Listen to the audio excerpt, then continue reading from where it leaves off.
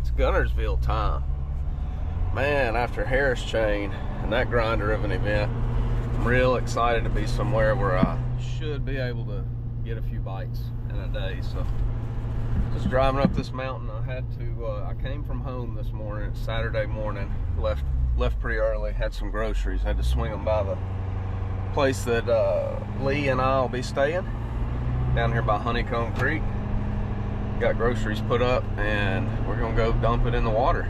It's almost 8 o'clock. We've got, of course, a BFL today, the rattle trap tournament tomorrow. Guntersville just gets a lot of pressure. Gonna be a lot of boats around, but that's nothing out of the norm. Man, I'm excited and motivated to find some fish. Try to get a little redemption on the bass from them kind of kicking my teeth in down there in Florida last week. So let's get after it. Here we go.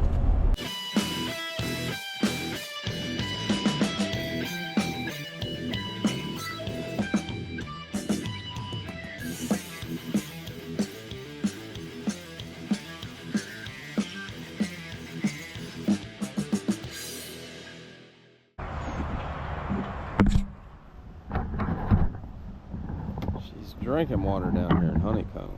I mean, clear. All right, it's snack time on day 2 of practice. Yesterday I fished on the very lower end. Caught plenty of fish, but size was hard to come by. I had a 4 and a 3.5. You're really going to need to have a better average than that. Today I'm way up by the BB Comer Bridge. It's raining nasty. Fish seem like they were chewing earlier. I think they've kind of shut down now with wind switched out of the north, but catching most of them today on a chatterbait. Same deal. Got one in the 3-pound, 3 1/4 range and 1 4. And just, you know, a lot of solid 2 2.5 pounders. So just still chipping away, trying to get a clue on maybe, you know, what a better class fish is doing. But it's cold and wet. Finally quit raining. I decided it was time to eat a sandwich. All right, I'm scrambling to get my stuff ready, which is normal for me. Yesterday I had actually walked out and found my engine trimmed all the way up, and the trim cycle cutting on about every 2 minutes. Boat had a mind of its own, so I had to run by Freedom Marine, and they helped me out. They got to it, but it cost me, you know, a few hours of practice, but got that fixed. It ended up being a corroded plug. The boat's brand new, just a freak thing. I mean, brand new boats, I don't care who builds them, who rigs them, what they are, you're likely to have some kind of little quirky issue like that. But we got that fixed. Got a check engine light on the truck, so it must be some really good things coming, because it seems like everything's falling apart. But hey, we're getting by. We're glad to have an opportunity to go fish tomorrow. Caught a few scoping today. Lee kind of helped give me a little hint on maybe where I could find some, and this lake's just full of bass. There's bass everywhere. They're just hard to get to bite, but we're gonna go get after it tomorrow and see how it shakes out. All right, day 1. Man, it seems like a fish catching day. It's cloudy. We're gonna have a pretty good southwest wind. This place gets the biggest on a southwest wind, so thank goodness we're in a big old Phoenix. But hanging out with my old travel partner from the pro circuit back when I first got started, Scott Tower. Hadn't seen him in a while. He's telling me about all the big ones he's catching, and getting me real excited about how rough my practice was. But God is good. It's going to be a fun day. We're on Guntersville. We're just blessed to be able to go fish such an awesome lake and be able to compete and see what God's got in store for us.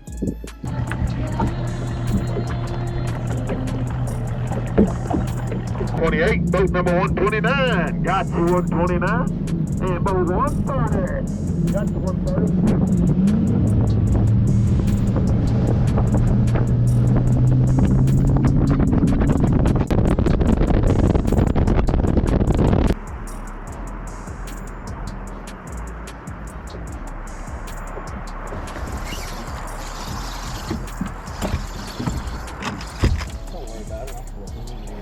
Good?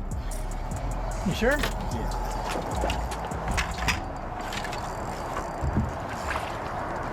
Oh, dude.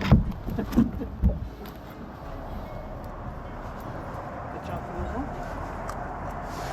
one.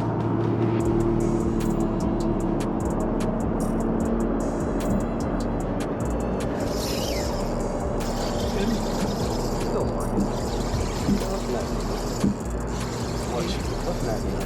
I'm not, when he ran at it, I'm not sure.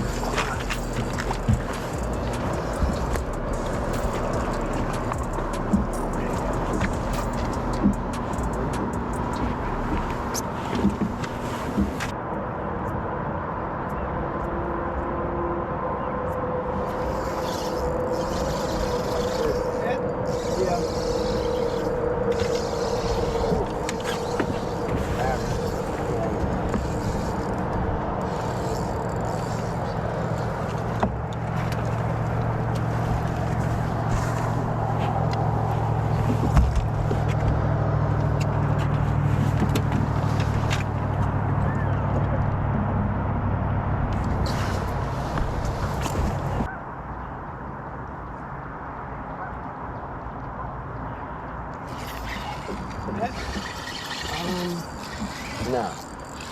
It was barely a keeper. Yes, it's a keeper.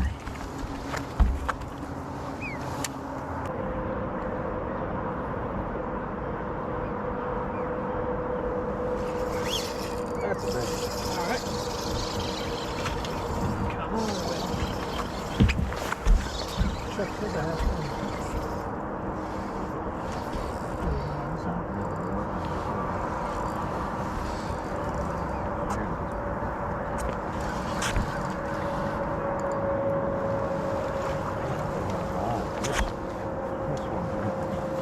Football.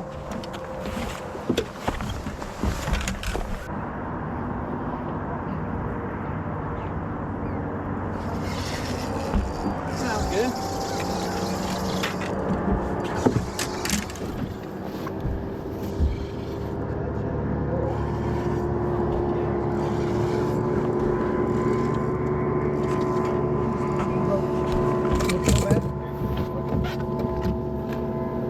There you go.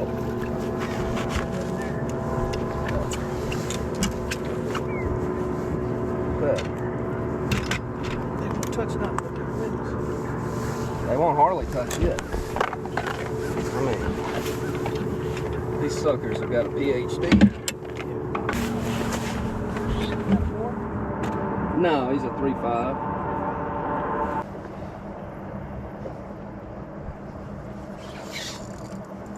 Good. No.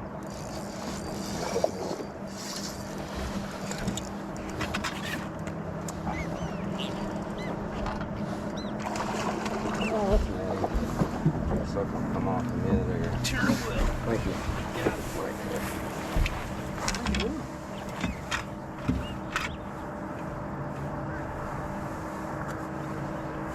Bet there's 30 fish in that little tank. Missed one out of it, and I almost swam under the trolling motor and just dropped it down and then ate it.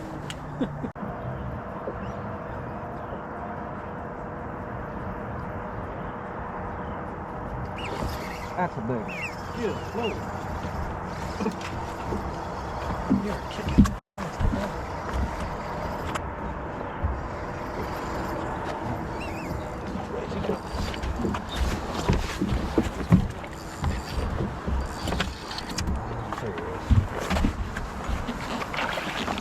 Yeah. There you go. Thank you, buddy. Got it.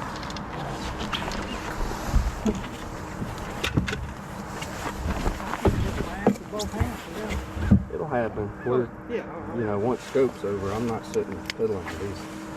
They're going hard to catch fish. Got us a good call.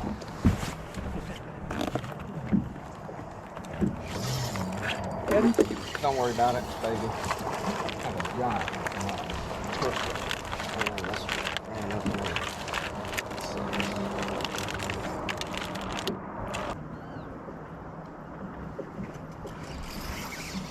That? Yeah, it's a good one.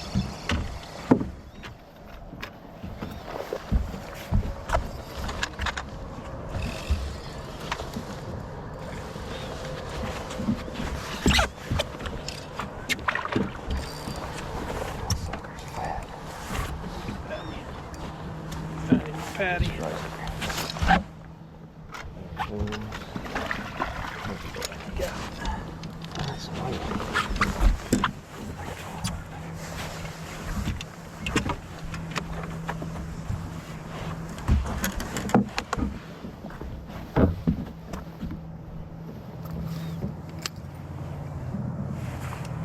said he was a 4 on scope and he was 4.2.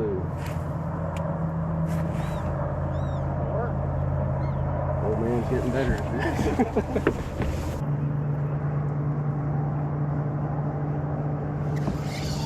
Good.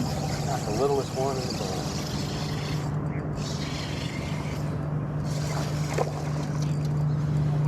No.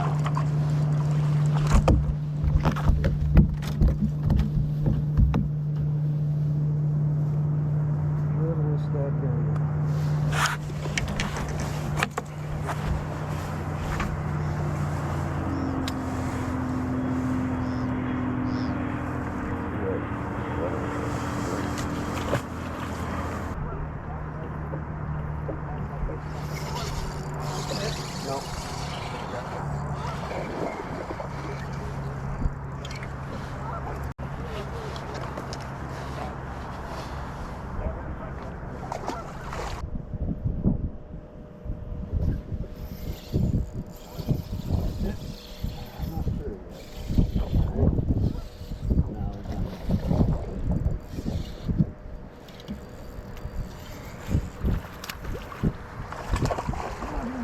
You might. Let's give him a little bit of salt.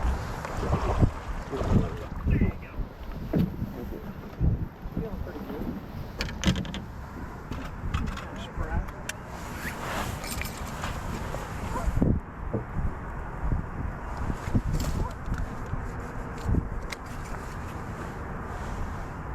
Oh yeah. Heck yeah. You misjudging this sucker.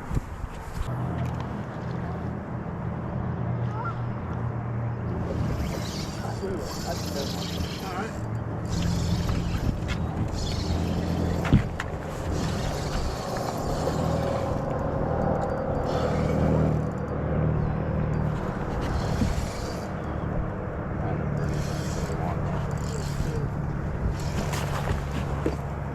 You're ready.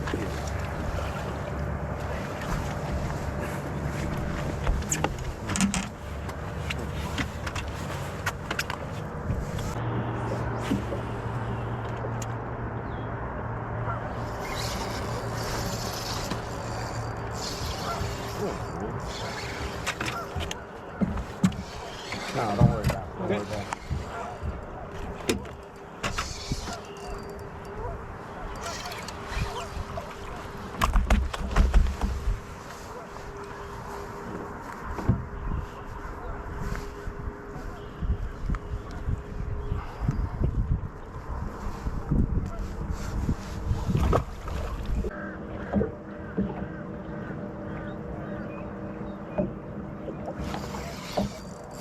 Little one.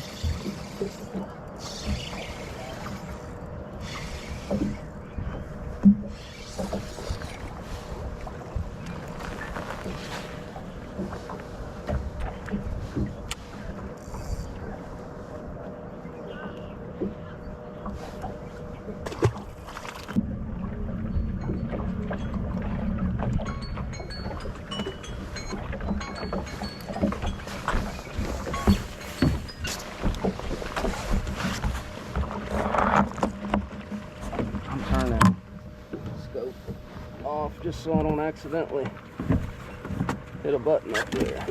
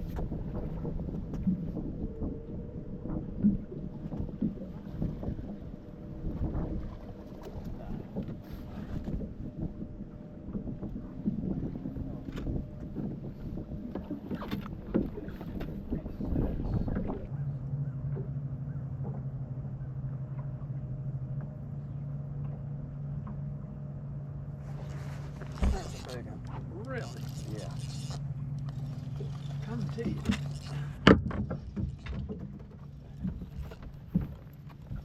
Speed of 1. Speed of 1.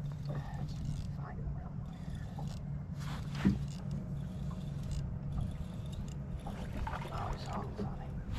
Have these, buddy. Time. Oh.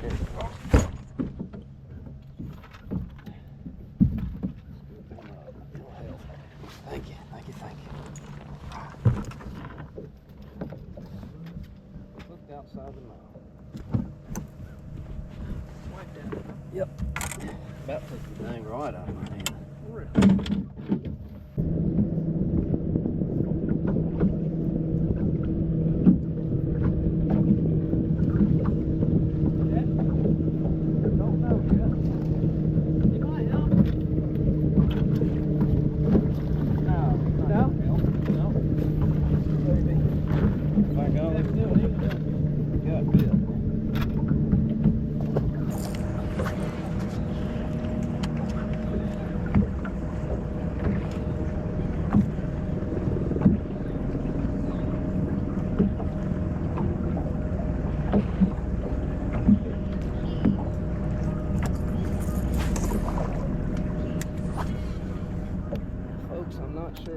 Turned off, but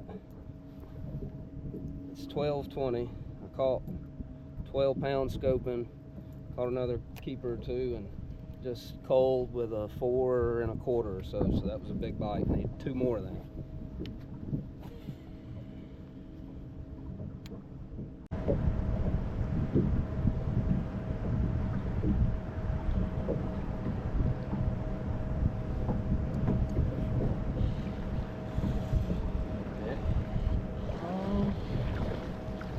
Yeah, I think it will.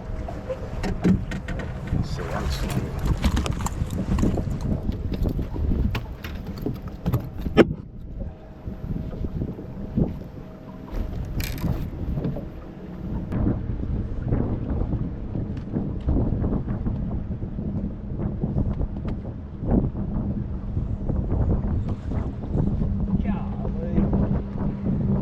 Hated on the dang fall when I lost him. It was a big one.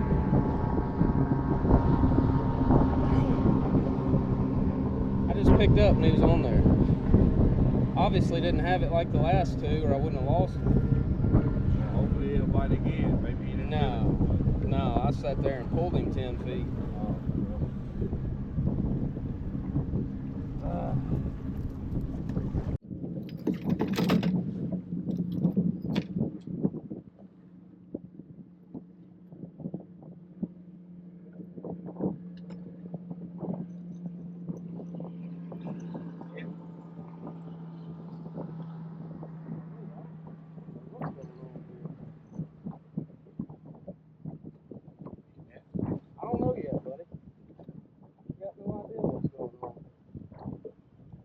Feel like a bass. It is a bass, know that.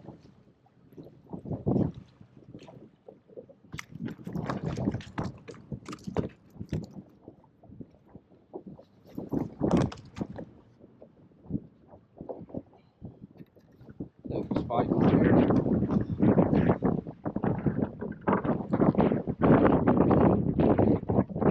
What it is, I had him outside the mouth and he had that trap in the ground.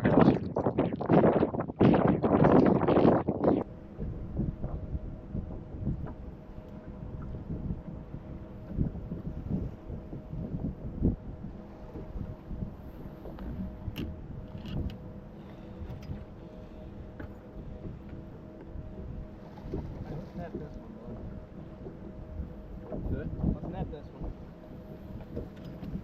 Get a twig. Here it comes.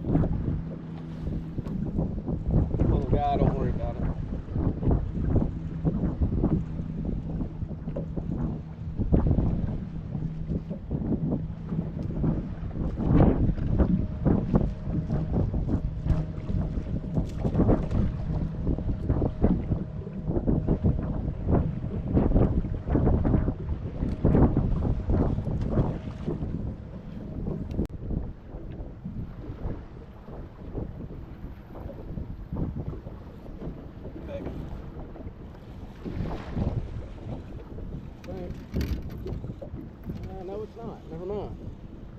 A little too amped up, buddy. I'm sorry.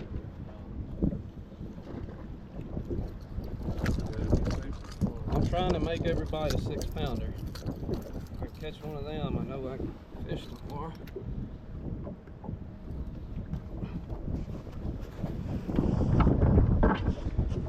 As many as I've had slap it, the ones that get it, by golly, have got it gone.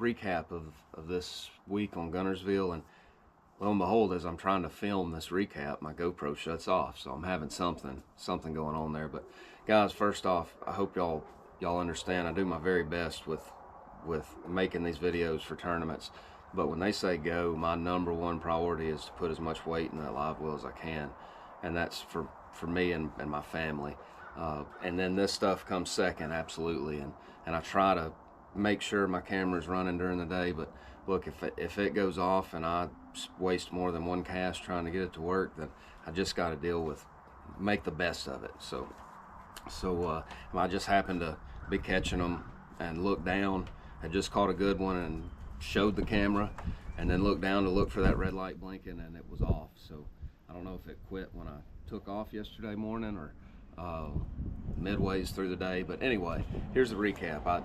I had an area that had a tremendous amount of fish down in really clean water in the lower end of Guntersville.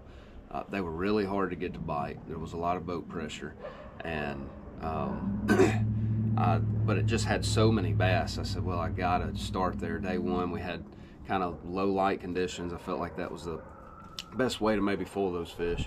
And then, you know, going back to practice, I just never found anything in the grass that I felt like I could just run to this area and catch some weight. It just felt like I was missing something there, and my confidence was kind of in the dumps after practice on that. So day one, I run down the lake, have a fantastic 3-hour scope period, caught way more than I expected to be able to catch down there, and then only cold up one time through the rest of the day, running way back up the lake and you know, power fishing shallow chatterbait, trap, crankbait.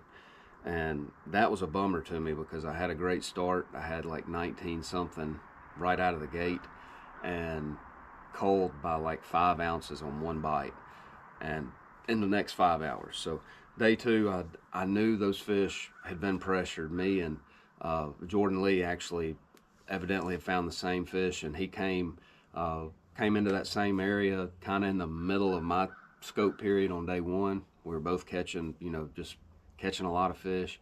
Day two, he was there before I got there. He was kind of on the little zone that I felt like I could get the most bites, so I tried to give him some respect and work around him, and there was another boat in there, and the fish were just, with several boats and being caught, and day two of the Derby, they just weren't cooperating, and I caught one 4-pounder there. I think when I left there, I had 4 for 12 pounds. Not the start I had on day one. So then I went back up the lake and I said, well, I'm not going to go fish the same stuff, doing the same thing. I had changed up a bunch of different traps because I've been trying to make a trap bite work this week, and it seems like every bite I get, they're just slapping it or back hooking it, like they're just not wanting it.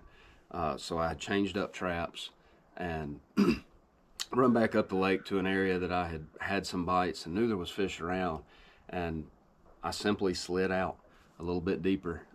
You know, the grass was 2 to 2.5 on top, 1.5 to 2.5 on top between surface and grass top, where I had been catching them. I slid out to where it was 4 to 6 foot on top of the grass, and the fish were there. And it's kind of depressing to look back and say, if I'd have just went that way 2 cast lengths, the fish were there. But hey, at least we figured it out on day 2.